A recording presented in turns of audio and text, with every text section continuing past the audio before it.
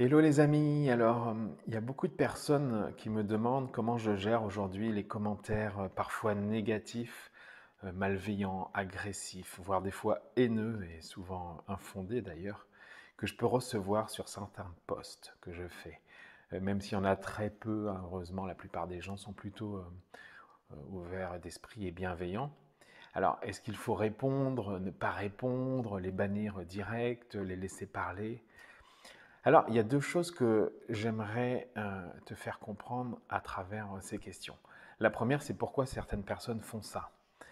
Euh, Par exemple, lorsque je parle de fréquences sonores, de la thérapie sonore, de biologie ou de ma méthode rapide de piano, par exemple, j'ai souvent des critiques comme mais tu te prends pour qui? Voilà, c'est quoi ton diplôme, ta formation? Tout ça pour te faire passer pour quelqu'un qui n'est pas légitime, en fait, des conneries comme ça. Puis après, quand les gens se rendent compte qu'en réalité, ben, tu es diplômé, par exemple moi en ingénierie acoustique, en biologie cellulaire, polytechnique, etc., eh bien en fait, du coup, ils se foutent complètement de tes diplômes. Et moi aussi, je m'en fous, hein, c'est clair, ça ne veut absolument rien dire à mon sens comparé à l'expérience. Mais même s'ils s'en rendent compte ensuite, eh bien finalement, eh ben, ils ne changent pas de comportement. Et ils se retrouvent comme des idiots, mais tu crois que ça va changer leur raisonnement? Pas du tout. Ils continuent parce qu'en réalité, le problème, c'est pas toi. Dis-toi que une personne qui te critique et qui passe son temps à te dénigrer le fait généralement soit parce qu'elle aimerait faire comme toi, mais qu'elle n'y arrive pas donc, soit parce que tu déranges ton ego profond en fait. C'est la psychologie du miroir. Et d'ailleurs, en psychanalyse ou en psychologie comportementale, on dirait que lorsqu'une personne te critique, c'est qu'elle projette tout simplement ses peurs, ses insécurités, ses défauts et ses failles en fait. Et souvent, eh bien, ce sont les personnes jalouses et envieuses, eh bien, qui sont généralement celles qui te critiquent le plus.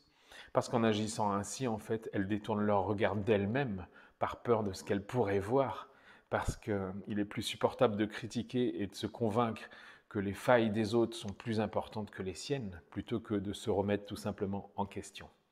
Et donc voilà, elles prennent un air et une posture supérieure à l'autre, en se croyant souvent plus intelligentes. En fait, c'est souvent un complexe d'infériorité fort. Et puis la personne compense du coup en enfilant un déguisement de supériorité. Voilà. Et donc en écrasant les autres et en essayant de nuire à leur image, elle réussit à satisfaire son besoin de se sentir plus puissant et donc de pallier à son complexe d'infériorité. Ensuite, la deuxième chose importante, c'est pourquoi ça nous touche ou pas. Ça, c'est vraiment ce qu'il y a de plus fondamental. Donc, tu peux très bien répondre aux mauvais commentaires, hein, ce n'est pas la question, mais si tu le fais, sache que c'est parce qu'il te touche dans ce cas. Et s'il te touche, eh bien, c'est parce qu'il réveille une blessure en toi, une charge émotionnelle, généralement de ton enfance, que tu n'as pas encore intégrée, que tu n'as pas accueillie. Parce que sache une chose importante, si cette blessure, cette charge, tu l'avais intégrée en toi, c'est-à-dire que tu t'en étais libéré, eh bien la critique en question ne te toucherait absolument pas. C'est ce qui n'est pas toujours facile à comprendre, mais c'est pourtant complètement le cas.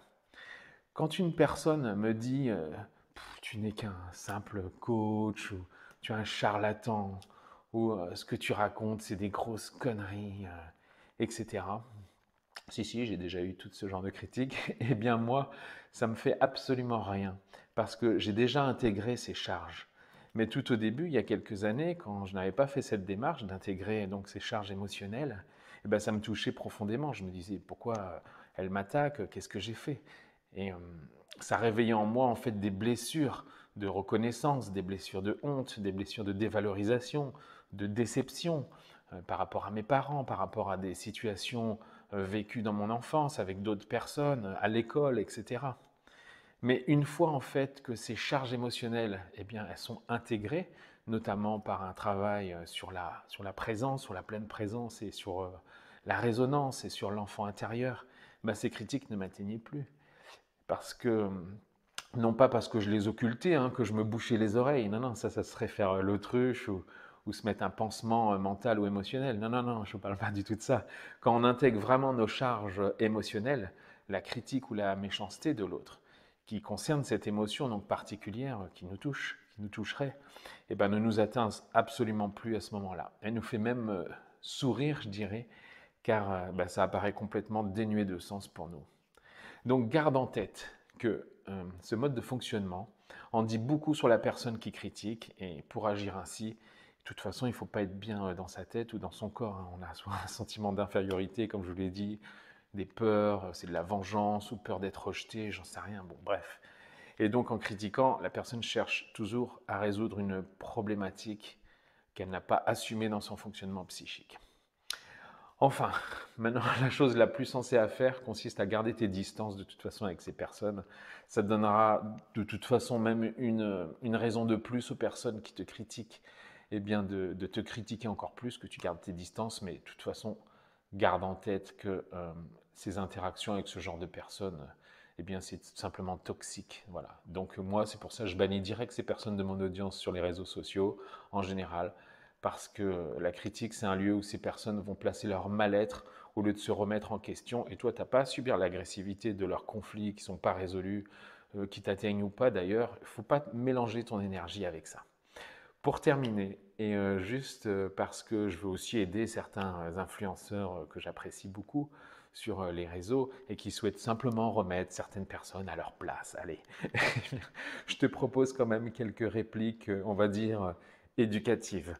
La première, c'est celle de mon ami Idriss Aberkan qui me propose une réponse très simple face à une critique en général. Il dit la chose suivante: te déplaire est mon plaisir. Voilà, ça dit ce que ça veut dire.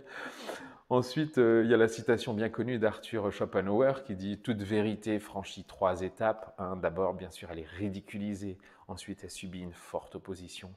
Puis, elle est considérée comme ayant été toujours une évidence.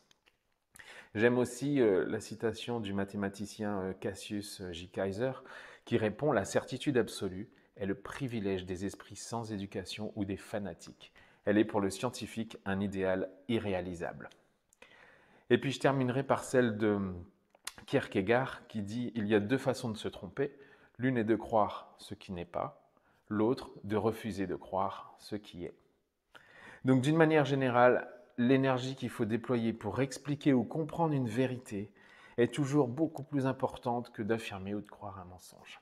Alors, comme je le répète souvent, eh bien, si on te critique, continue 2 fois plus à faire ce que tu fais parce que cela signifie que tu es justement sur la bonne voie.